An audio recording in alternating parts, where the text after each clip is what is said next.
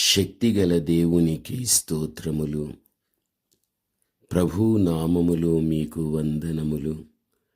2026 June 12వ తారీఖు ఏర్పరచబడిన దైవవాక్యం మత్తయి 9వ అధ్యాయం 20 నుండి 22 వరకు మనము చూడగలిగితే, ఇక్కడ రక్తస్రావము రోగము గల స్త్రీ మనకు కనిపిస్తున్నది. 4 సువార్తలలో 3 సువార్తలలో రక్తస్రావ రోగము గల స్త్రీ గురించి వ్రాయబడి ఉంది. ఈమె పేరు వ్రాయబడలేదు. రక్తస్రావ రోగము గల స్త్రీగానే సంబోధించబడింది. ఈ రక్తస్రావ రోగము చాలా భయంకరమైనది. మనిషికి రక్తమే ప్రాణం. శరీరము నుండి రక్తం పోతే ప్రాణం పోతుంది, మరణం వస్తుంది. ఈమె 12 ఏండ్ల నుండి రక్తస్రావ రోగముతో బాధపడుతూ ఉంది. ఎందరో వైద్యులను సంప్రదించింది, ఎన్నో మందులు వాడింది, తాను చేయగలిగిన ప్రయత్నాలన్నీ చేసింది, తనకున్నదంతా ఖర్చు చేసింది. కానీ ఫలితమనేది లేకపోయాది. తన రోగం తగ్గలేదు. తన పరిస్థితి చాలా దయనీయంగా మారిపోయింది. ఎటూ తోచని పరిస్థితి ఏర్పడింది. తన ప్రయత్నాలన్నీ విఫలమైపోయాయి. అట్టి దిక్కు తోచలేని పరిస్థితుల్లో ఉన్నప్పుడు యేసుక్రీస్తు ప్రభువును గురించి ఆమె వినగలిగాది.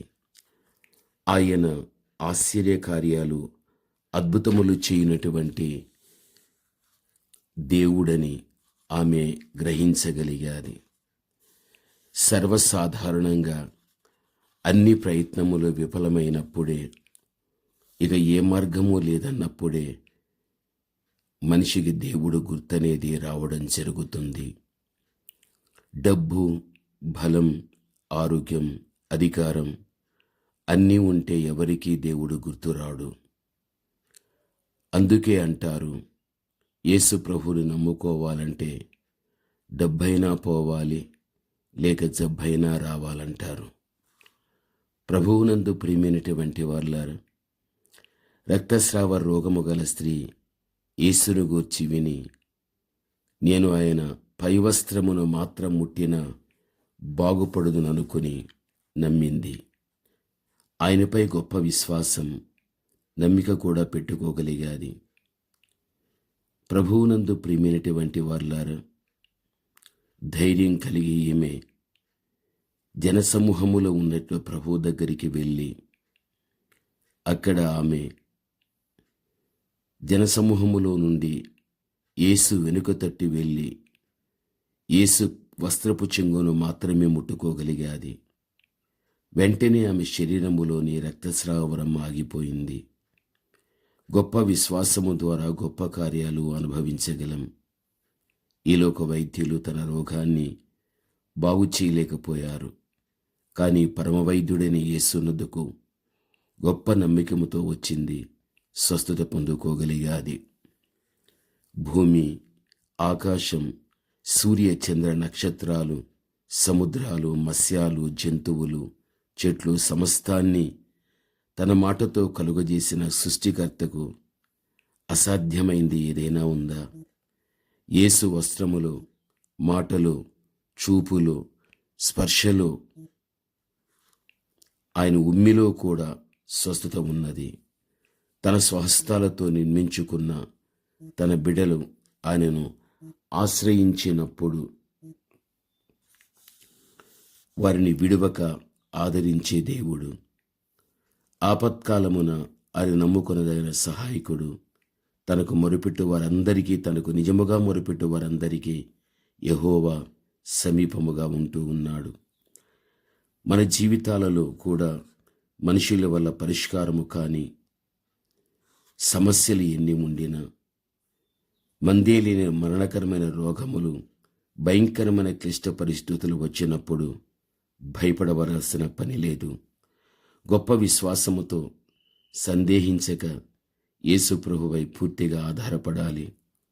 ఆయనను వేడుకుని ఎడల మనము కూడా గొప్ప కార్యాలు చూడగలము. సందేహించేవాడు ప్రభువు నుండి ఏదీ పొందలేడు.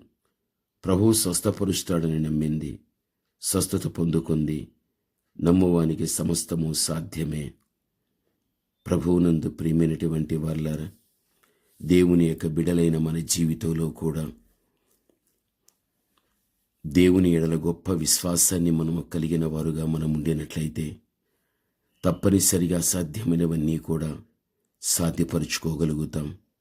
జీవితం అనేది ఒక ప్రశాంతతలో ముందుకు సాగటానికి అవకాశం అనేది ఉండగలుగుతుంది. ప్రార్థన. పరమ తండ్రి అయిన మా దేవ, ఘనమైన మీ నామమునకు స్తోత్రములు.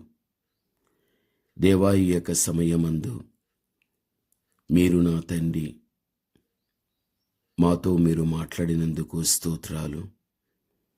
మా నమ్మకాన్ని నా తండ్రి అంతకంతకు మేము వృద్ధి చేసుకుంటూ అసాధ్యమైనవి కూడా సాధ్యపరుచుకునే బలమైన విశ్వాసాన్ని నా తండ్రి మీ బిడలమైన మా అందరికీ దయచేయండి.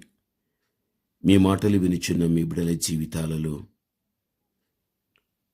ఏ అనారోగ్య పరిస్థితి ఉండినా, ఏ సమస్య అనేది ఉన్నప్పటికీ కూడా, ఎటువంటి ఇబ్బంది అనేది ఉన్నప్పటికీ కూడా అన్నిటిలో నుంచి మీ బిడలకు సంపూర్ణమైనటువంటి విడుదల మీరు దయచేసి సంపూర్ణమైన క్షేమస్థితితో నింపమని యేసు నామములో ప్రార్థన చేస్తున్నాము తండ్రి.